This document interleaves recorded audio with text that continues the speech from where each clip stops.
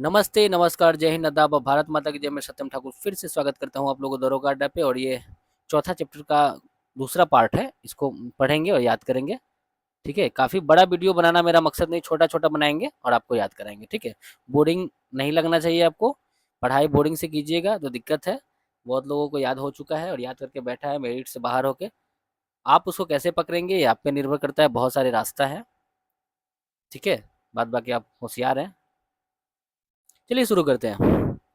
18वीं शताब्दी के मध्य, कहता है कि 18वीं शताब्दी के मध्य इंग्लिश ईस्ट इंडिया कंपनी के द्वारा बंगाल से निर्यातित प्रमुख पसंद पदार्थ क्या था। ठीक है, क्या लिखता है। 18वीं शताब्दी के बीच इंग्लिश ईस्ट इंडिया कंपनी के द्वारा बंगाल से जो निर्यात करने वाला प्रमुख जो पदार्थ था वो था दोस्तों कपास, रेशम, सोरा और अफीम, यही सब था। ठीक है,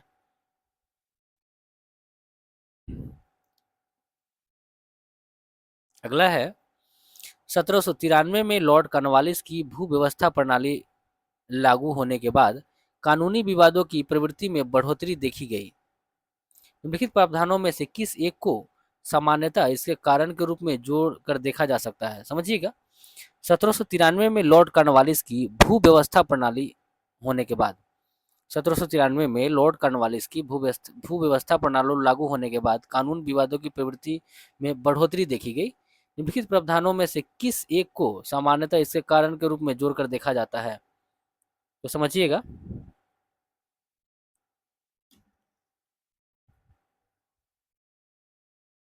किस कहता है कि सही नहीं है दोस्तों, इसमें कोई सही है ये नहीं है। ठीक है,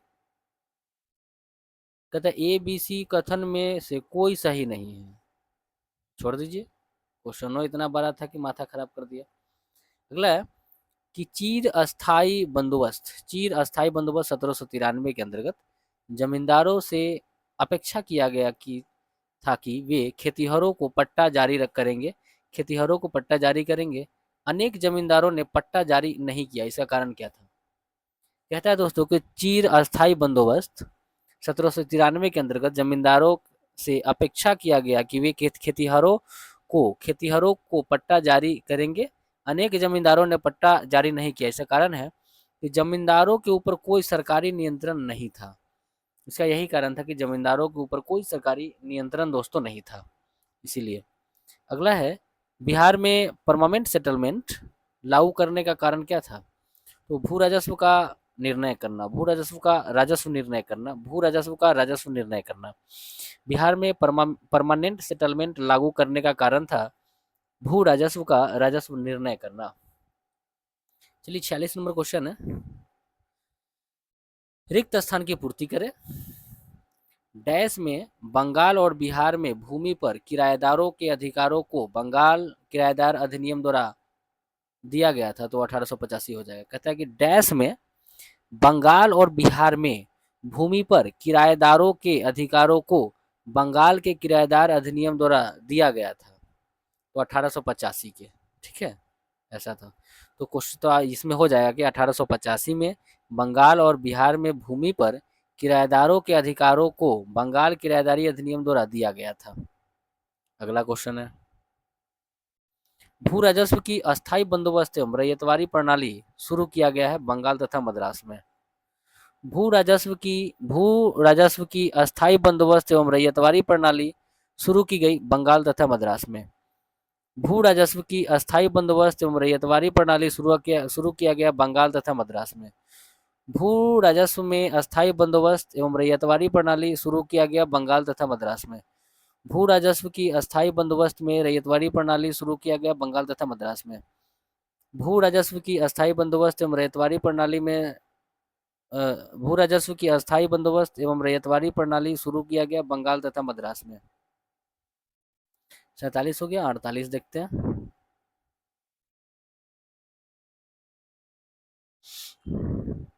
कहता है कि रैयतवारी बंदोबस्त के संदर्भ में कौन सा कथन, माने कथन पर विचार करना है कौन सा कथन सही है। तो किसान द्वारा लगान सीधे सरकार को दिया जाता था। देखिए रैयतवारी में जो लगान था वो सीधे सरकार को दिया जाता था किसान के द्वारा। सरकारी रैयत को पट्टे देती थी, सरकार रैयत को पट्टा देती थी, बिल्कुल सही है। कर लगाने से पहले भूमि का सर्वेक्षण और मूल्यांकन निर्धारित किया जाता था, बिल्कुल सही है कि कर लगाने से पहले भूमि का सर्वेक्षण और मूल्य निर्धारण किया जाता था, ये बात भी बिल्कुल सही है। 49 नंबर है, पंजाब भूमि हस्तांतरण अधिनियम कब पारित किया गया था? पंजाब भूमि हस्तांतरण अधिनियम 1900 में पारित किया गया। पंजाब भूमि हस्तांतरण अधिनियम 1900 में पारित किया गया।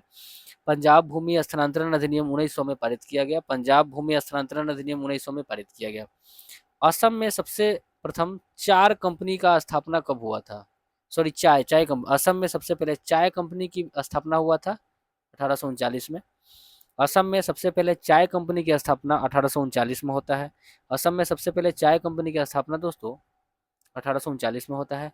और पंजाब में भूमि हस्तांतरण अधिनियम पारित किया गया नियम 1900 में। चलिए अगला है,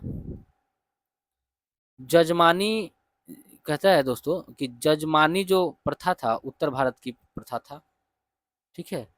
जजमानी जो था वो उत्तर भारत का से संबंधित है। 12 बलूट दोस्तों महाराष्ट्र से संबंधित है।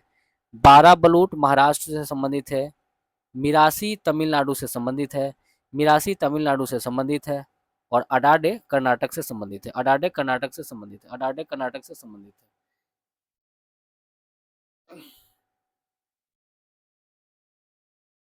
जजमानी उत्तर भारत से संबंधित है। जजमानी उत्तर भारत से संबंधित है। जजमानी उत्तर भारत से संबंधित है। 12 बलूट महाराष्ट्र से संबंधित है। 12 बलूट महाराष्ट्र से संबंधित है। मिरासी तमिलनाडु से संबंधित है। मिरासी तमिलनाडु से संबंधित है। और अडाडे कर्नाटक से संबंधित है। अडाडे कर्नाटक से संबंधित है। एक बार फिर से जजमानी उत्तर भारत से संबंधित है। जजमानी उत्तर भारत से संबंधित है। 12 बलूट महाराष्ट्र से संबंधित है। 12 बलूट महाराष्ट्र से संबंधित है। मिरासी तमिलनाडु से संबंधित है। मिरासी तमिलनाडु से संबंधित है। अडाडे कर्नाटक से संबंधित है। अडाडे कर्नाटक से संबंधित है। ठीक है दोस्तों, चलिए आगे बढ़ते हैं। ब्रिटिश भारत में सैन्य बल पर केंद्रीय राजस्व का कुल कितना प्रतिशत व्यय होता था? तो 40%। ब्रिटिश भारत में सैन्य बल पर केंद्रीय राजस्व का कुल कितना प्रतिशत व्यय होता था? तो 40%। ब्रिटिश भारत में सैन्य बल पर केंद्रीय राजस्व का कुल कितना प्रतिशत व्यय होता था? 40%। अगला है, दादा भाई नौरोजी द्वारा प्रतिपादित अपवाह सिद्धांत की सही परिभाषा नीचे के किस कथन में आती है? मैंने समझिए ना कि दादा भाई नौरोजी ने अपवाह सिद्धांत दिया था जिसको ड्रेन थ्योरी बोलते हैं। दादा भाई नौरोजी द्वारा जो अपवाह सिद्धांत दिया गया था जिसको ड्रेन थ्योरी कहते हैं, वो सही परिभाषा कह रहा है कौन है? तो भारत की राष्ट्रीय संपदा का एक एक भाग अथवा कुल वार्षिक उत्पादन ब्रिटेन को निर्यात कर दिया जाता था। भारत की राष्ट्रीय संपदा का एक भाग अथवा कुल वार्षिक उत्पाद ब्रिटेन को निर्यात कर दिया जाता था, जिसके लिए भारत को कोई वास्तविक प्रतिफल नहीं मिलता था। यही बात है अपवाह सिद्धांत या ड्रेन थ्योरी कहता है। ठीक है, चलिए ये था आपका 53 नंबर। 54 नंबर क्वेश्चन देखेंगे। कहता है कि निम्न में किसने निकास के सिद्धांत का प्रतिपादन किया? तो दादा भाई नौरोजी ने। अगला है, अंग्रेजों के शासनकाल में भारत को आर्थिक दोहन सिद्धांत को किसने प्रतिपादित किया? दादा भाई नौरोजी ने। अच्छा, अगला है दोस्तों कि निम्नलिखित में कौन भारत के उपनिवेशवाद का आर्थिक आलोचक था? तो दादा भाई नौरोजी, जी सुब्रमण्यम अय्यर और आरसी दत्त, तीनों के तीनों दोस्तों थे। अंग्रेज का कहता है कि भारत में उपनिवेशवाद का आर्थिक आलोचक कौन था? आर्थिक आलोचक था दादा भाई नौरोजी, जी सुब्रमण्यम अय्यर और आरसी दत्त। अगला देखिए, कहता है कि निम्नलिखित में कौन दादा भाई नौरोजी के उत्सारण सिद्धांत मैंने ड्रेन थ्योरी मैंने उत्सारण सिद्धांत बहुत सारा इसका नाम है, मैं ड्रेन थ्योरी में विश्वास नहीं करता था। तो सर सैयद अहमद खां जो था वह ड्रेन थ्योरी में विश्वास नहीं करता था। ठीक है, सर सैयद अहमद खां वो दादा भाई का जो ड्रेन थ्योरी था उसमें विश्वास नहीं करता था। Poverty and un British rule in India नामक पुस्तक किस वर्ष प्रकाशित किया गया? 1901 में। Poverty and un British rule in India पुस्तक जो है वो दादा भाई नौरोजी के द्वारा लिखा हुआ है और यह 1901 में दोस्तों प्रकाशित होने का काम करता है। अगला देखिए, poverty and un British rule in India पुस्तक के लेखक दादा भाई नौरोजी हैं। अगला है कि ब्रिटिश हाउस ऑफ कॉमन्स में चुने जाने वाले दादा भाई नौरोजी प्रथम भारतीय थे जिन्होंने इस दल के टिकट पर चुनाव लड़ा था, उदारवादी दल पर। ब्रिटिश हाउस ऑफ कॉमन्स में चुने जाने वाले दादा भाई नौरोजी प्रथम भारतीय थे। याद रखिएगा कि ब्रिटिश हाउस ऑफ कॉमन्स में चुने जाने वाले प्रथम भारतीय कौन थे, तो दादा भाई नौरोजी हो जाएंगे। ब्रिटिश हाउस ऑफ कॉमन्स में चुने वाले प्रथम भारतीय दादा भाई नौरोजी, और कब चुने गए, 1892 में, ठीक है। और यह उदारवादी दल से चुनाव लड़े थे, उदारवादी टिकट पर चुनाव लड़े थे, ठीक है। अगला देखेंगे 61 नंबर। ब्रिटिश शासन के समय अर्थव्यवस्था को खोखला करने के सिद्धांत के बारे में पुस्तक किसने लिखा है, तो दादा भाई नौरोजी ने। इकोनॉमिक ड्रेन, कहते ब्रिटिश शासन के समय अर्थव्यवस्था को खोखला करने के सिद्धांत के बारे में पुस्तक किसने लिखा है, दादा भाई नौरोजी ने लिखा है। अगला कहता है अनुद्योगिकीकरण, ये औद्योगिकीकरण नहीं है, अनुद्योगिकरण के संदर्भ में निम्नलिखित में कौन सा कथन सही है, तो यह प्रक्रिया 1813 में प्रारंभ होता है। अनुद्योगीकरण बिल्कुल सही। अनुद्योगीकरण दोस्तों 1813 में प्रारंभ हुआ, और अनुद्योगीकरण 1813 में प्रारंभ हुआ। अनुद्योगीकरण 1813 में प्रारंभ हुआ। ईस्ट इंडिया कंपनी के व्यापारिक एकाधिकार की समाप्ति होता है, बिल्कुल सही है, बिल्कुल एकदम सही है। साथ ही साथ दोनों का दोनों सही है दोस्तों, ठीक है। 63 नंबर क्वेश्चन देखेंगे। निम्नलिखित कथन पर विचार करें और कौन सा कथन सही है उसको देखना है। सही कथन पर, सही है ना, करें, हाँ, कौन सा कथन सही है। कहता है दादा भाई नौरोजी की भारतीय राष्ट्रीय आंदोलन को सर्वाधिक प्रभावी देन थी कि, दादा भाई नौरोजी की भारतीय राष्ट्रीय आंदोलन की सर्वाधिक प्रभावी देन थी कि इन्होंने इस बात को अभिव्यक्त किया कि ब्रिटेन भारत का आर्थिक शोषण कर रहा है। यह बात इन्होंने बताया, ये बात बिल्कुल सही है दोस्तों। बाद बाकी दोनों गलत है, ठीक है, एक ही वो सही है। अगला है किसने यह विचार किया था कि भारत में ब्रिटिश आर्थिक नीति घिनौनी है, कार्ल मार्क्स। किसने यह विचार किया था कि ब्रिटिश आर्थिक नीति घिनौनी है, घिनौनी जैसी शब्द आएगा तो कार्ल मार्क्स मारिएगा, ठीक है, कार्ल मार्क्स। दक्षिण भारत में सिंचाई व्यवस्था का अग्रदूत किसको मानते हैं, सर आर्थर कॉटन को।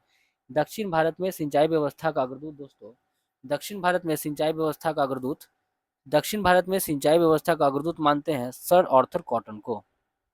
अगला है क्वेश्चन कि भारत के इतिहास के संदर्भ में निम्नलिखित युग पर विचार करना है दोस्तों। कहता है कि इसमें कौन सा मिलान सही है। देखिए जो औरंग है ना, औरंग, वो फारसी भाषा, यह एक फारसी भाषा है, और औरंग का मतलब गोदाम होता है। औरंग कौन सा भाषा है, फारसी भाषा है, जिसका मतलब गोदाम होता है। अच्छा, बेनियान क्या है, तो बेनियान दोस्तों ईस्ट इंडिया कंपनी का भारतीय एजेंट था, बिल्कुल। जो बेनियान था वह ईस्ट इंडिया कंपनी का भारतीय एजेंट था। बेनियान कौन था, ईस्ट इंडिया कंपनी का भारतीय एजेंट। अच्छा, मिरासीदार कौन था, मिरासीदार, तो राज का नामित राजस्वदाता था, राज का नामित राजस्वदाता। तो आपने तीन चीज आपने देखा। औरंग कौन था, तो औरंग का मतलब गोदाम होता है, एक फारसी भाषा है। बेनियान था दोस्तों ईस्ट इंडिया कंपनी का भारतीय एजेंट, और मीरा सीदार था राज का नामित राजस्वदाता।